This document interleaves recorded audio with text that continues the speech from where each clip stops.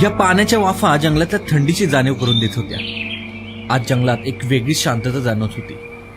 काहीतरी नक्कीच आपल्याला बघायला मिळेल या आशेने आम्ही या जंगलात त्या वाघिणीचा शोध घेत होतो. टायगर गया का? शेवटी आमचा अंदाज खरा ठरला. टोंगा पत्थरवरून येणाऱ्या त्या फायरलाईन वाघिणीचा आयटीतला रॅम्प वॉक आमच्या डोळ्यासमोर घडू लागला.